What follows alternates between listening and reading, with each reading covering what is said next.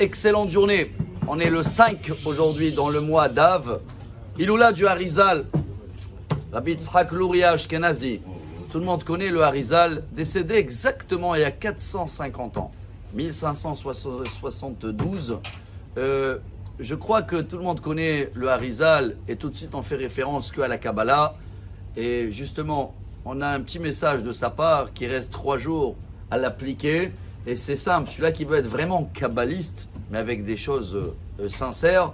Alors déjà, on va commencer par le logo, on va dire comme ça, le Harizal, qui pouvait voir sur chacun, sur le front, tout ce qu'il a fait comme péché, et bien sûr aussi des bonnes actions depuis sa naissance jusqu'à le jour où il regardait. Il connaissait aussi toutes les réincarnations qu'il y avait depuis Adam jusqu'à aujourd'hui. Et il disait comme ça, chaque chose dans la vie qu'on fait, que c'est facile, c'est notre mission. Quand c'est compliqué, c'est notre réparation, il dit, c'est notre tikkun. Et lui, il nous demande de faire un message qu'on l'avait dit, mais il nous reste que 3 jours à le faire. Alors je me demande à moi-même de le faire un petit peu mieux en premier. Et ça s'appelle d'être un vrai kabbaliste. En ce moment, on est dans la semaine compliquée. Et le Harizal qui est décédé aujourd'hui, c'est toujours 3-4 jours avant Tisha B'Av. Quand je dis 3 ou 4 jours, il nous reste aujourd'hui, mardi, mercredi et jeudi pour faire quoi? Tikkun Hatzot l'après-midi.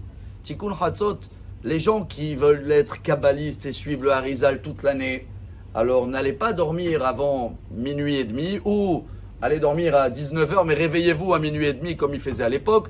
Et on doit se mettre par terre et on doit pleurer. Il y en a qui mettent 10 minutes jusqu'à 2 heures, comme on a raconté avec Baba Saleh, des flaques d'eau par terre tous les nuits parce que nous, on a une maison, on a un confort et Dieu, il n'a pas de maison depuis plus que 2000 ans pratiquement.